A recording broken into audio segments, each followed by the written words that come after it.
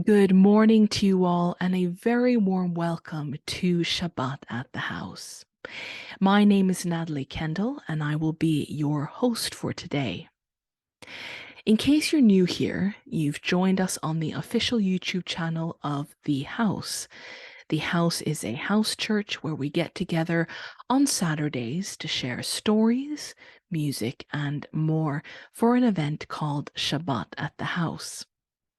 You can join us live or enjoy the recordings of these here on our channel. Today is the first time we are together since the new year began, and this year, the Festival of Purim falls on the 6th to the 7th of March. In that connection, we will today be exploring the story of Esther. That and more coming up.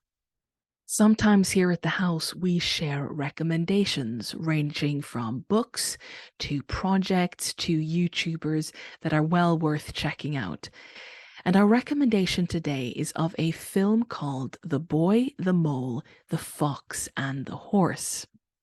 This is an animated short film which was released this past December on the BBC. It is based on an illustrated novel by a man called Charlie Mackesy and tells the story of four unlikely friends.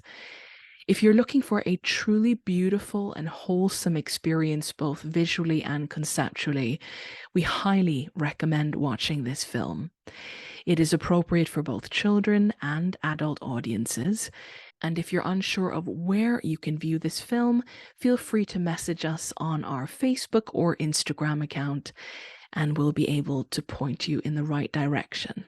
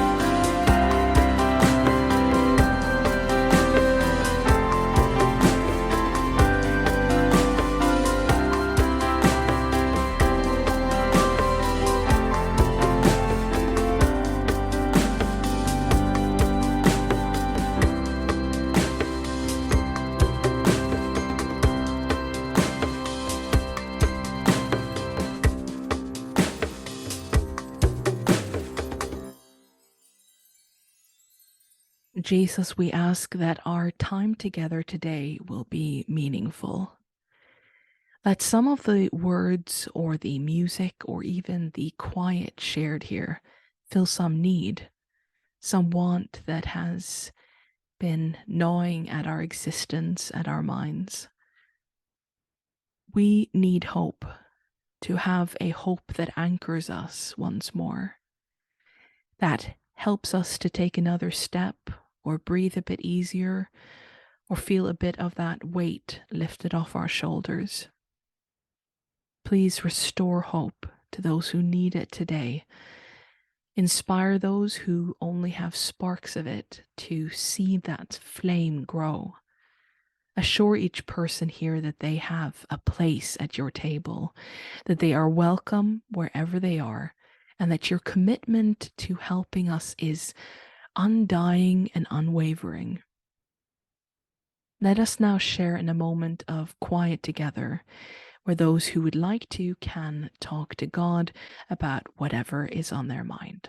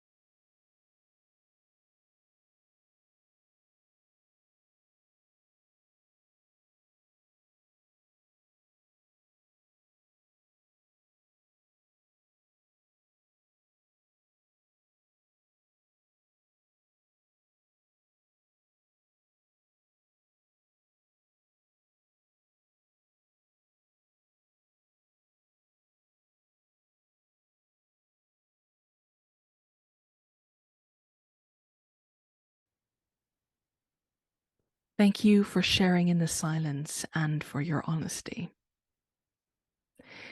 We sometimes share a segment here at the house called How to Be Image Bearers. During this, we look at many and diverse examples that people can live out God's love in the world around them. And today's example is taken from a story shared in the New York Post. It's the story of 7 Chinese friends who together buy a house where they can grow old together. 7 women, all of whom are unmarried or widowed, had been friends for over 20 years. And they had the brilliant idea of, instead of living their lives apart, growing old in retirement homes or isolation, they would invest in growing old together. These 7 friends bought a house in the countryside, and here they spend their days in community together, pursuing hobbies, resting, learning, building relationships. Each of the women have different skills which they share with each other. Some love to cook, others to garden, some paint, others are musically gifted. As they grow older, they look out for each other and take care of each other. And together, they're rethinking what things like family, community, old age, property owning, and connection can look like if we dare to think outside some of the rigid boxes which were offered. May we be inspired by this loving example. Let us sing together. We open our Bibles again, and then we'll jump straight into our story for the day.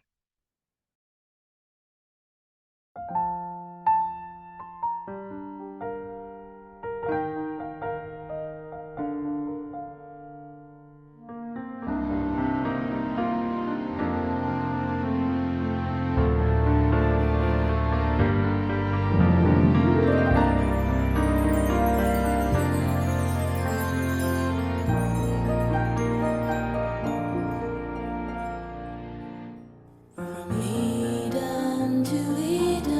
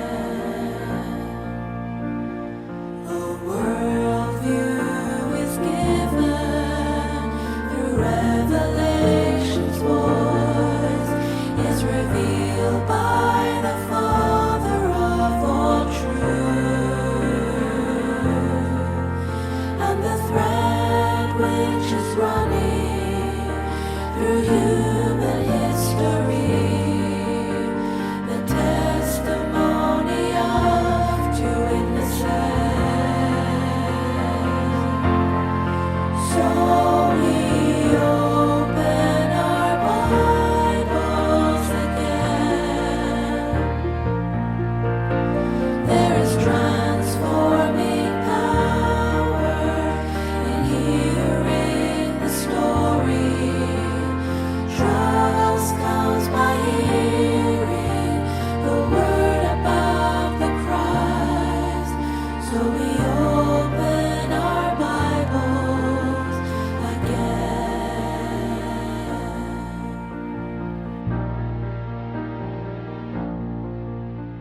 When we hear of Jesus, the living word in flesh, then his spirit will change our hearts and eyes.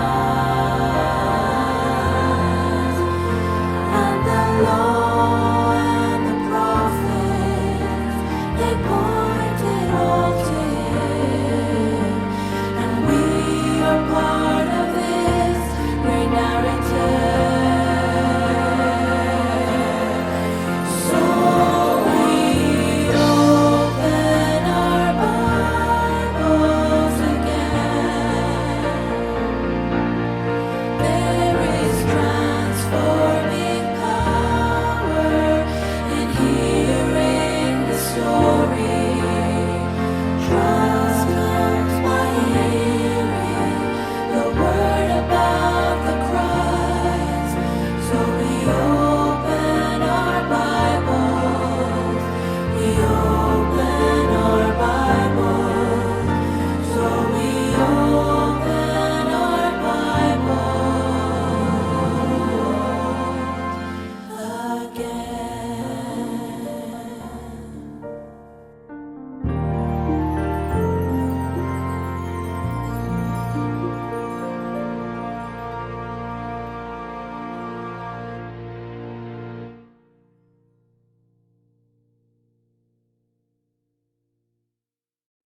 Our story today is found in the book of Esther.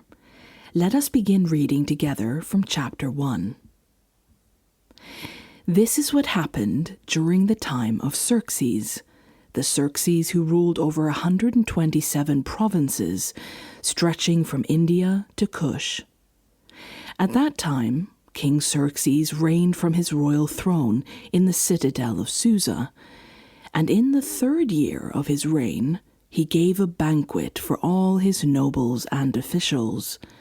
The military leaders of Persia and Media, the princes and the nobles of the provinces were present.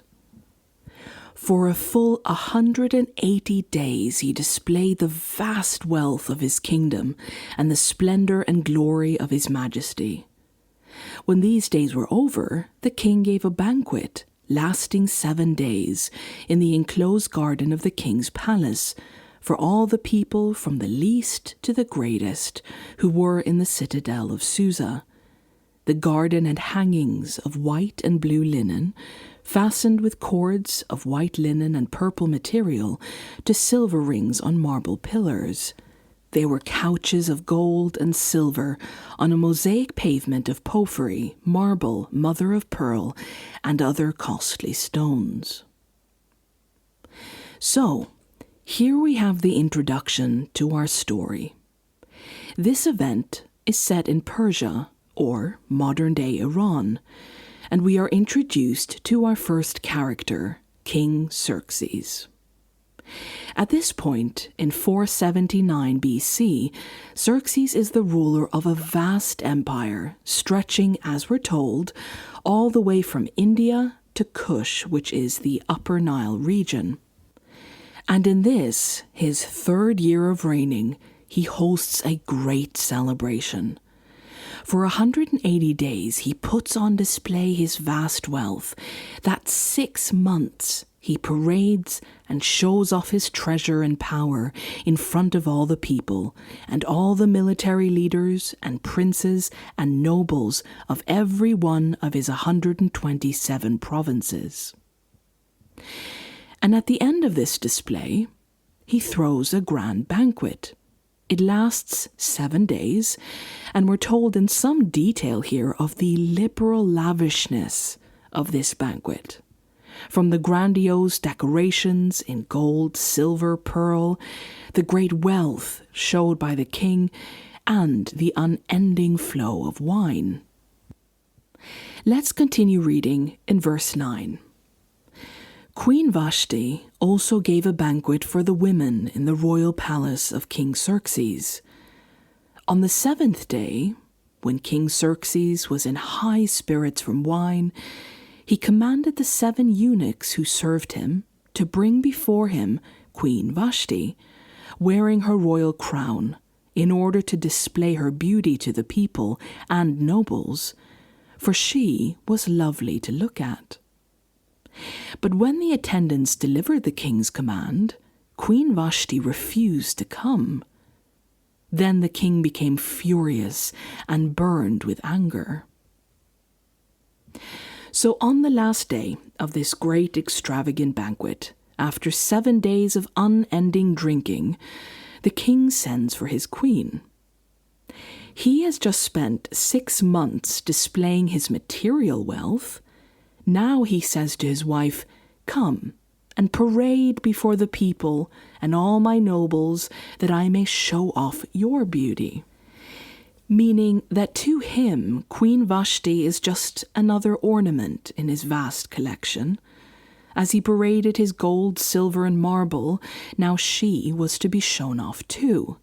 "Look, everyone, at this beautiful thing belonging to me, this beautiful thing I own and can boast about." But we're told that Queen Vashti refuses. She refuses to be paraded before the drunken, hungry eyes of the court, or to be treated as a show pony. And at this refusal, the king becomes furious and burns with anger. Well, something must be done. The queen has just refused the king's command. Xerxes gathers the 7 nobles of the Persian Media Empire, his closest advisors, and says, according to law, what must be done to Queen Vashti?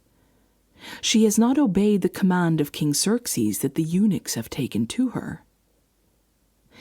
Then Memucan replied in the presence of the king and the nobles, Queen Vashti has done wrong, not only against the king, but also against all the nobles and the peoples of all the provinces of King Xerxes. For the queen's conduct will become known to all the women, and so they will despise their husbands and say, King Xerxes commanded Queen Vashti to be brought before him, but she would not come. This very day, the Persian and Median women of the nobility, who have heard about the queen's conduct, will respond to all the king's nobles in the same way. There will be no end of disrespect and discord. So one of the noblemen says to the king, the queen has publicly disobeyed you. He claims that Vashti has not only slighted the king, but also the noblemen by not parading in front of them. And then he concludes, this will set a bad example for all the other women. Soon they will start to despise their own husbands and not do whatever they're told to do. Persian and Median women of the nobility who have heard about the queen's conduct will respond to all the king's nobles in the same way. There will be no end of disrespect and discord. In other words, our wives may be inspired by Vashti's actions and start to become problematic to all of us husbands. We'll have an uprising on our hands with all these women. They can't just be allowed to disobey or refuse their husbands. Where will it end? And so it is decided that Queen Vashti is to never be allowed into the presence of the king again. She is, in essence, a banished, removed wife. And the nobleman adds, also, let the king give her royal position to someone else who is better than she. Verse 21.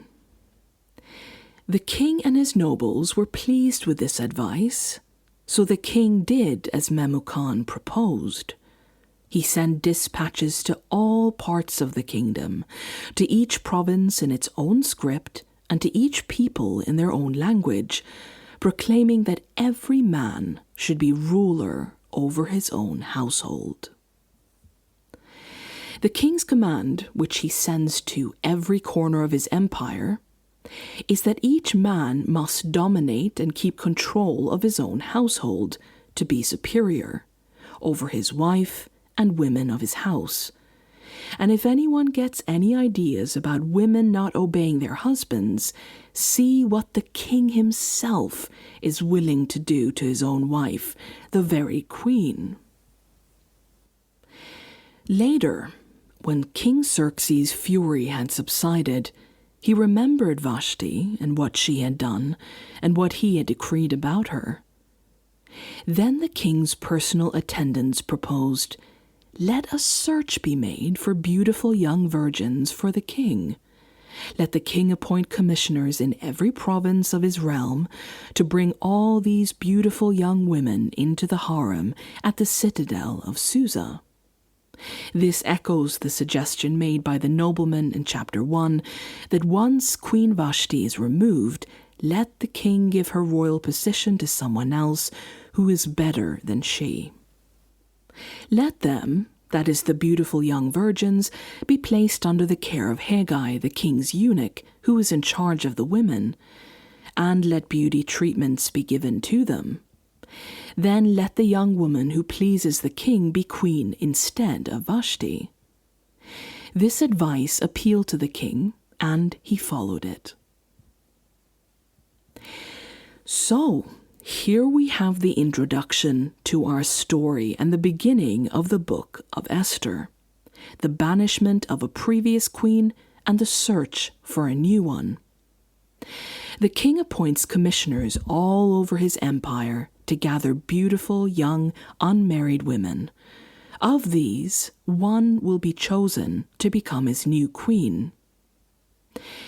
And it is at this point that we're introduced to our main character, a woman named Esther. Now there was in the citadel of Susa a Jew of the tribe of Benjamin named Mordecai, son of Jair, the son of Shimei, the son of Kish, who had been carried into exile from Jerusalem by Nebuchadnezzar, king of Babylon, among those taken captive with Jehoiakim, king of Judah.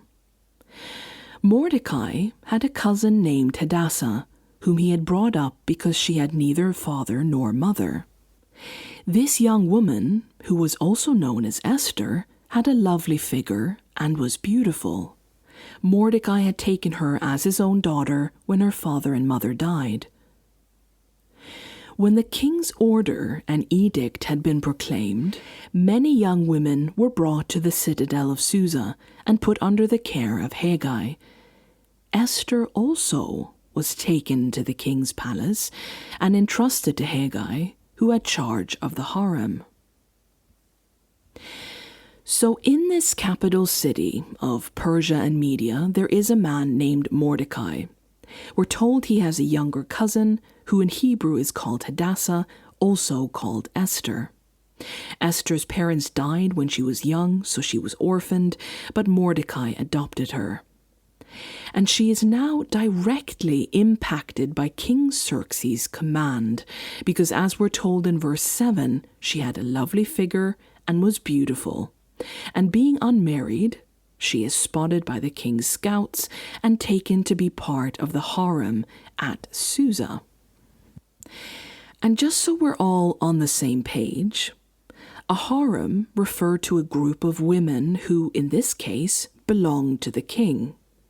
In some cases, they might function as wives, concubines, or female attendants. Now Esther is taken to be part of this harem, which is overseen by the eunuch called Haggai, and verse 9 tells us, "She pleased him and won his favor. Immediately he provided her with her beauty treatments and special food. He assigned to her 7 female attendants selected from the king's palace, and moved her and her attendants into the best place in the harem. Esther had not revealed her nationality and family background because Mordecai had forbidden her to do so. Every day he walked back and forth near the courtyard of the harem to find out how Esther was and what was happening to her. So Esther is quickly favored above the other women, given servants, beauty treatments, and fed special food. Mordecai does his best to check on her, but also says she must keep the fact that she's a Jew secret.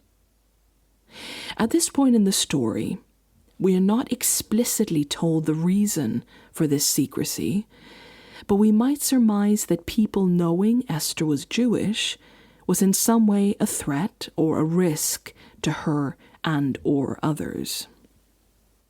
Verse 12.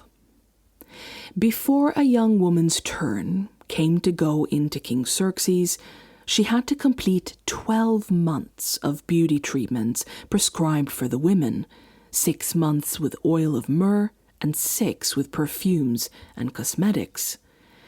And this is how she would go to the king. Anything she wanted was given to her to take with her from the harem to the king's palace. In the evening she would go there, and in the morning return to another part of the harem to the care of Shashgaz, the king's eunuch who was in charge of the concubines. She would not return to the king unless he was pleased with her and summoned her by name. When the turn came for Esther to go to the king, she asked for nothing other than what Haggai, the king's eunuch who was in charge of the harem, suggested. And Esther won the favor of everyone who saw her. She was taken to King Xerxes in the royal residence in the 10th month, the month of Tebeth, in the 7th year of his reign. Now the king was attracted to Esther more than to any of the other women, and she won his favor and approval more than any of the other virgins. So he set a royal crown on her head and made her queen instead of Vashti. And the king gave a great banquet, Esther's banquet, for all his nobles and officials. He proclaimed a holiday throughout the provinces and distributed gifts with royal liberality. So Esther is crowned queen. She takes the place that was once Vashti's, but she continues to keep the fact that she is a Jew secret. The story goes on. In chapter 3, the highest honored of the king's noblemen, a man named Haman, feels slighted by Mordecai because Mordecai would not kneel down or pay him honor. Being enraged at this, the text says, "Yet having learned who Mordecai's people were, he," that is Haman, "scorned the idea of killing only Mordecai. Instead, Haman looked for a way to destroy all Mordecai's people, the Jews, throughout the whole kingdom of Xerxes." Haman doesn't only want Mordecai to be punished, but his entire people wiped out. And he comes before the king saying, "There is a certain people, dispersed among the peoples in all the provinces of your kingdom, who keep themselves separate. Their customs are different from all those of other people, and they do not obey the king's laws. It is not in the king's best interest to tolerate them. If it pleases the king, let a decree be issued to destroy them, and I will give 10,000 talents of silver to the king's administrators for the royal treasury." In essence, Haman is willing to pay a fortune to see the Jews wiped out. The king replies, "Keep the money," the king said to Haman, "and do with the people as you please." Xerxes agrees to this and makes it a royal decree. In every province to which the edict and order of the king came, there was great mourning among the Jews, with fasting, weeping, and wailing. Many lay in sackcloth and ashes. Now word reaches Esther that Mordecai is mourning and clearly in distress, and she is informed of the royal decree.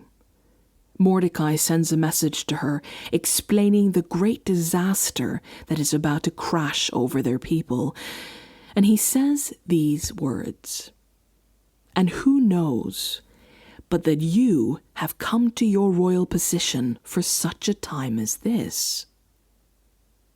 Mordecai is making the point to his young cousin that she is in a unique position to do something. She is the queen, wife of the king of the empire. If anyone might have an influence, if anyone might have the ear of the king, it would be her. Esther sends a message back to Mordecai saying, "All the king's officials and the people of the royal provinces know that for any man or woman who approaches the king in the inner court without being summoned, the king has but one law, that they be put to death unless the king extends the royal scepter to them and spares their lives. But 30 days have passed since I was called to go to the king." Esther knows very well what happens to people who try to approach, to speak to the king without being invited to do so. And of course she, along with the rest of the kingdom, knows what happens to queens who displease King Xerxes. This decree, to kill all the Jews in a single day, has been approved by the king, declared as the king's command to all the provinces.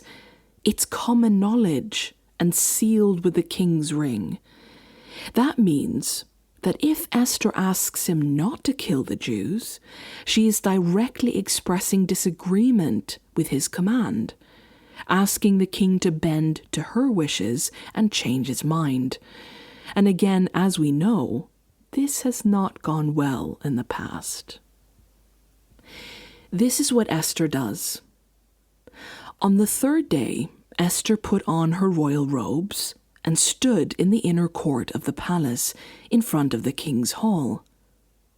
The king was sitting on his royal throne in the hall facing the entrance. When he saw Queen Esther standing in the court, he was pleased with her and held out to her the gold scepter that was in his hand.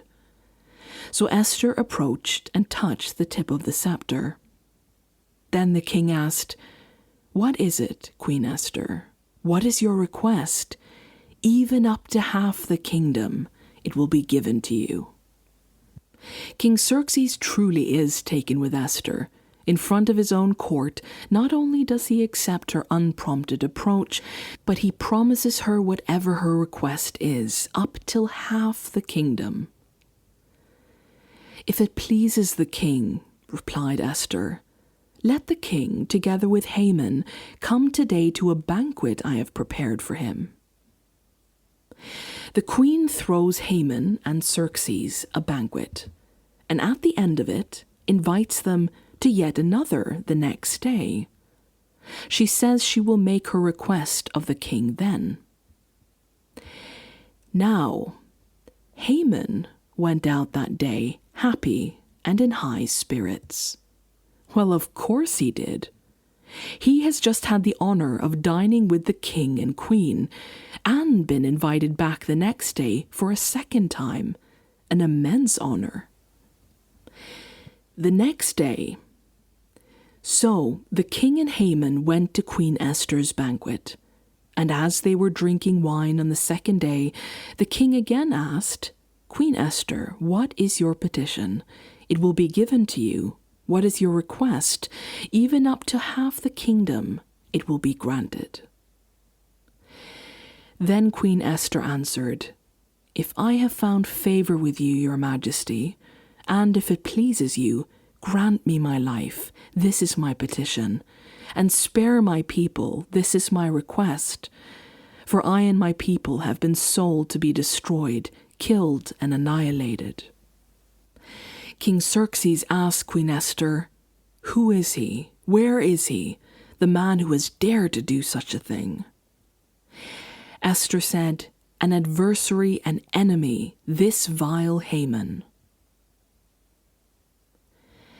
The story concludes with that the king reverses his original decree. The Jews across his kingdom are not destroyed.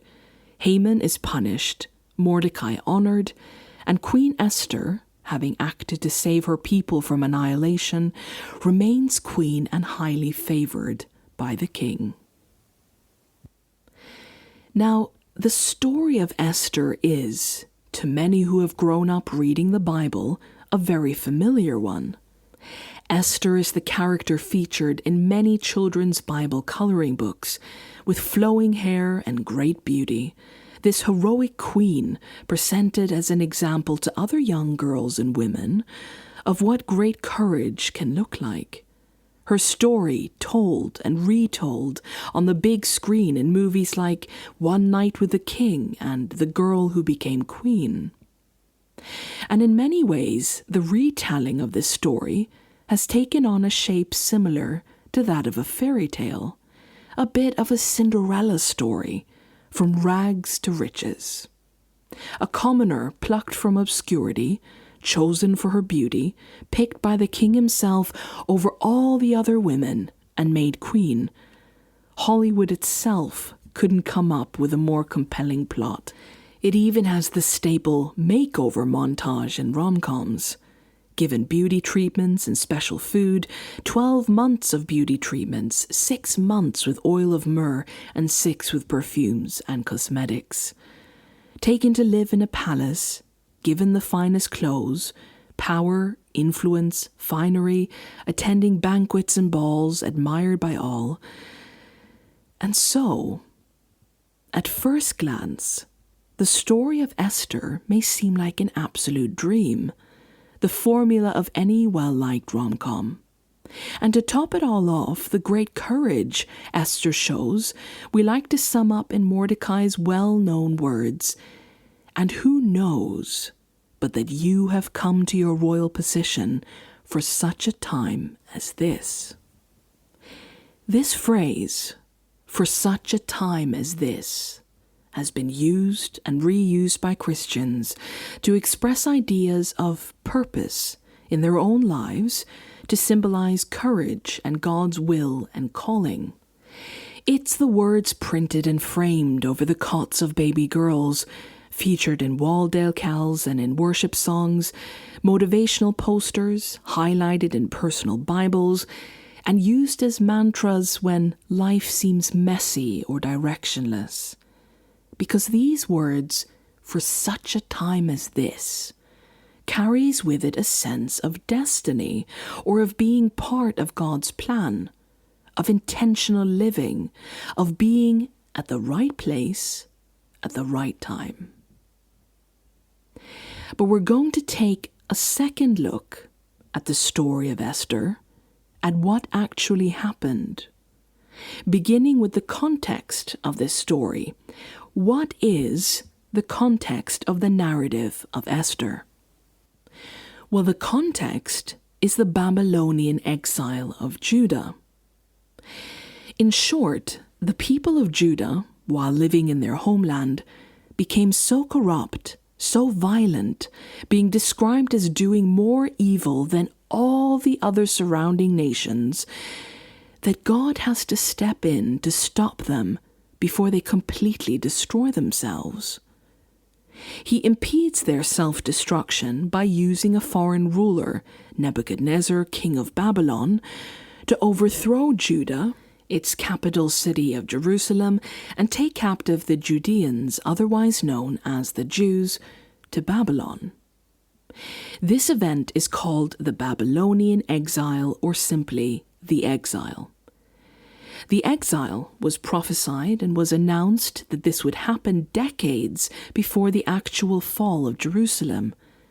But God promised through his prophets that there was hope. that the people will return once more, leaving Babylon and returning to their homeland. He announces this to his people through his prophet Jeremiah. This is what the Lord says: when 70 years are completed for Babylon, I will come to you and fulfill my good promise to bring you back to this place. For I know the plans I have for you, declares the Lord, plans to prosper you and not to harm you, plans to give you hope and a future. Then you will call on me and come and pray to me, and I will listen to you. You will seek me and find me when you seek me with all your heart. I will be found by you, declares the Lord, and will bring you back from captivity. I will gather you from all the nations and places where I have driven you, declares the Lord, and will bring you back to the place from which I carried you into exile. This was the great hope for the exiled Jews, that their exile isn't permanent. They are going to return to their home. God will bring restoration to them. And as he said, my plans for you are to prosper, not to harm. Plans to give you hope and a future. These were words that the exiles in Babylon clung to. It was the hope which anchored them. This won't last forever. Soon we can return. When? In 70 years. Now, the exiles did return, as promised, beginning in 538 BC, when a new ruler called Cyrus the Great gives the Jews permission to return home again. Okay, but how does this relate to Esther? Well, first of all, Mordecai and Esther are living in what was called Babylon, only the Babylonian Empire was overthrown by another, one called Persia and Media. But the land of Persia, as we said, which is modern-day Iran, is the same as Babylon, which helps answer our next question. What are Mordecai and Esther, two Jews, doing living in the city of Susa, capital of Persia, or in the land which was known as Babylon? Well, they are descendants of the exiles from Judah, taken there in captivity. That answers the where of our story's context. But let us now consider the when. The events of the book of Esther take place between circa 483 BC and 473 BC. But we just said that the Jewish captivity officially ended in 538 BC. That's 55 years ago when the story of Esther begins. Even the Temple of Jerusalem, which was destroyed, has been rebuilt, completed in 516 BC. So what are Mordecai and Esther still doing in Persia? Why haven't they returned home? Why are these two Jews still there? On the one hand, it is understandable that not every Jewish person could make the over 900-mile journey back to Judah.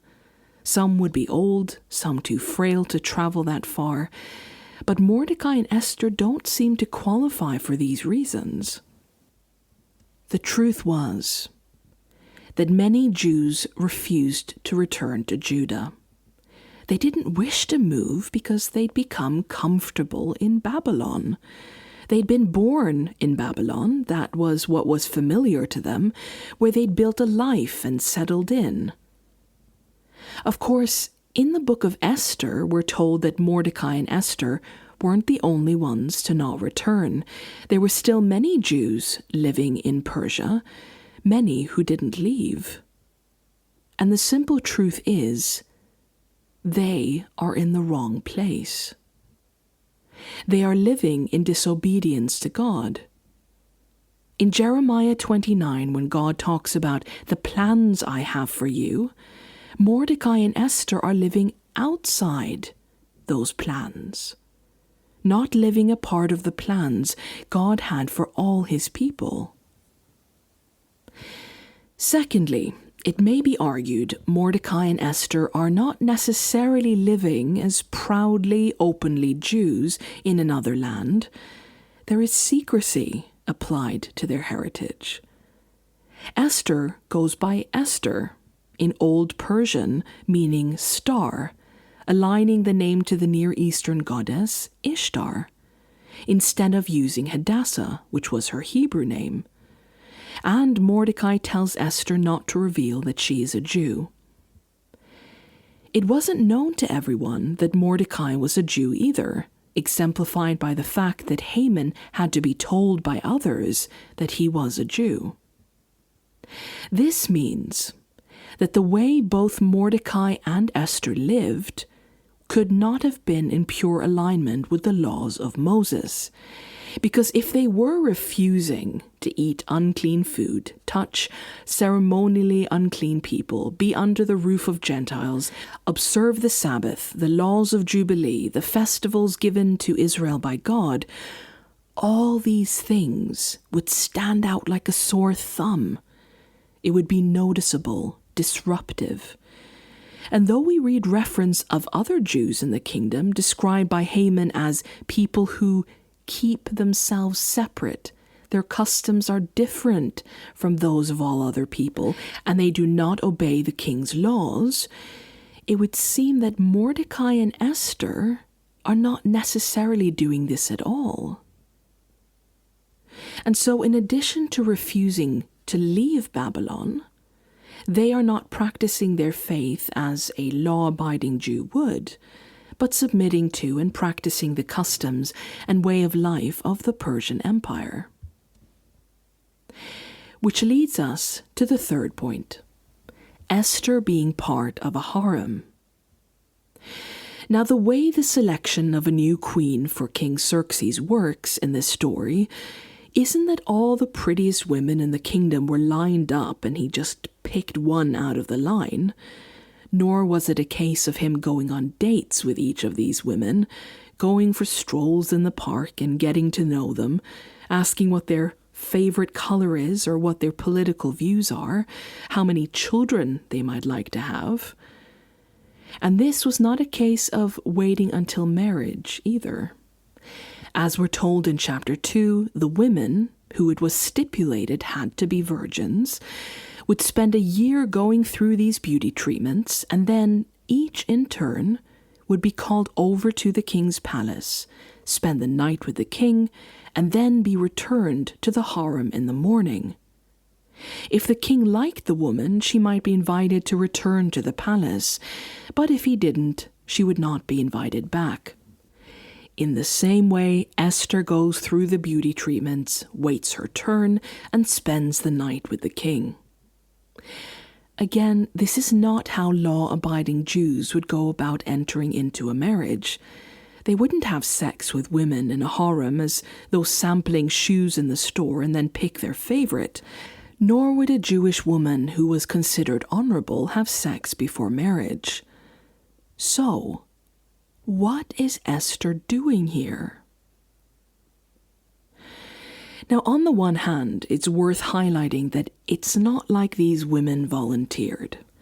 This isn't like the show The Bachelor, where a group of women are trying to win the affections of one man. They were each taken from their homes and made to be a part of the king's harem. So Esther wasn't signing up for this. But on the other hand, we might compare her with the previous queen, Queen Vashti. Vashti, who refused to be objectified and paraded like a prize pony in front of the king and his drunk revelers, she didn't know for sure how the king would react to her disobedience. When she made her decision, she was risking her life. She would have known well that execution might be the cost of her choice. Her refusal might get her killed. The most exemplary and brave woman in this story is Queen Vashti. Imagine how much fortitude, dignity, and sense of self-worth it would have taken to publicly defy the command of a king, an inebriated king, in a place and time where obedience to one's husband, to men, and above all, to the monarch, would be absolute law. And here we have this remarkable woman going against the norm and what is expected of her as a woman. What she does is, in fact, so drastic and revolutionary that, as we read, the king's officials are deeply worried it will inspire similar behavior in their wives. They are so worried about this that they urge Xerxes to send out an edict in every language to every part of his empire, stating that every man should be the ruler of his own household. That's how much Vashti's act frightened them, threatened them. At the same time, we must concede that many of Esther's choices likely kept her alive. We do things which are less than ideal out of self-preservation. The point here is simply Queen Vashti is a real hero in this narrative, lest we forget. Esther submits to a system which is both oppressive and goes against the laws and customs of her people. And we can't get around the fact that Mordecai and Esther's predicament, the fact that Esther has to submit to a foreign king's wishes, and that they and their people's lives are in danger, wouldn't have happened if they had returned home.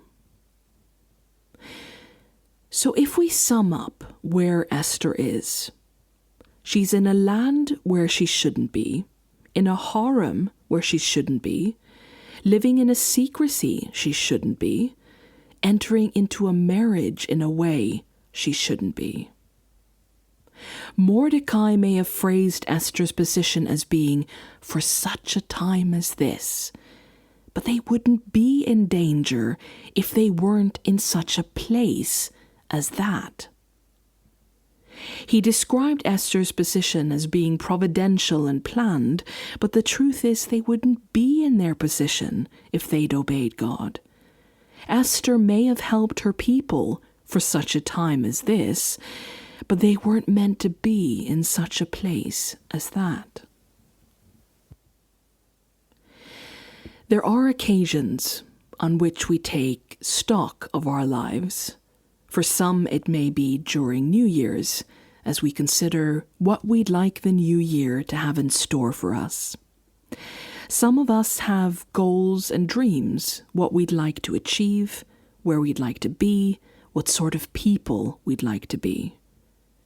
And for some of us, we realize we're not where we want to be in life, or perhaps even where we're meant to be. Perhaps we're in a wrong relationship. Perhaps we feel like we're behind in life compared to everyone else. Maybe we've made some really bad decisions. Maybe we're struggling to break a pattern or a habit and we feel stuck. Maybe we've disappointed ourselves. Maybe we've just messed up so many times and we feel like we're outside God's plans for our lives. A striking fact about this story is that God is not mentioned a single time in the whole book of Esther. It can in fact seem as though he's absent from the entire story. A big gaping hole, a literary choice to perhaps make a point about this narrative. And perhaps you feel like he's absent from your story or the plans for your lives as well. But Esther, who, yes, was in the wrong place, in the wrong setting, under the wrong terms, did something very right. Through her, God did rescue many people. She did show bravery, and her actions did have massive ripple effects. The twist in the story of Esther doesn't lie in ignoring the fact that she was in the wrong place, but rather in realizing that God was willing to help in a story in which he's not even mentioned, and brings good things into a self-inflicted disaster. In the story of Esther, God is powerful in the face of our ineptitude, patient in the shadow of our disobedience, compassionate in the middle of our mistakes. He is humble enough to enter our less than ideal situations, to be there in such places too. Even if you're not where is ideal right now, even if you're struggling or drifting, even if you feel like your whole life is off track, late, sidelined, or you're just a complete mess, those good plans God talked about can still reach you. He is in the business of making new plans when plan A fails. And for all those who say, as they look at their lives, I'm not where I'm meant to be, God replies, my goodness is still with you, even in such a place as this.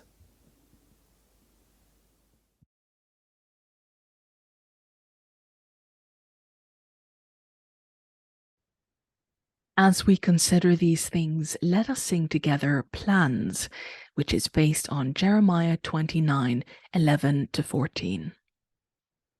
This is what the Lord,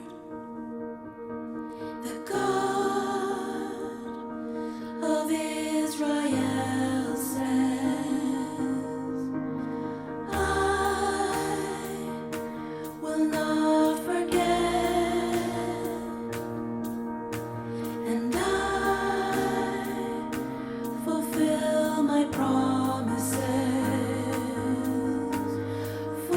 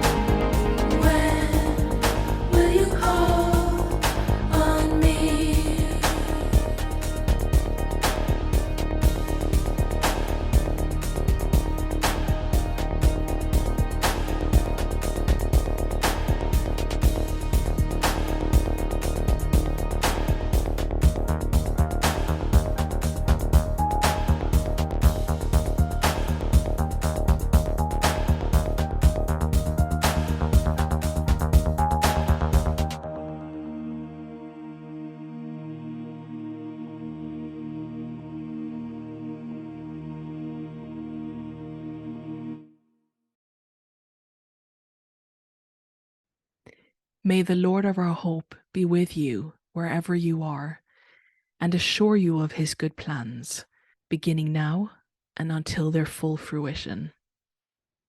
Thank you all so much for joining us here at the house today. See you next time.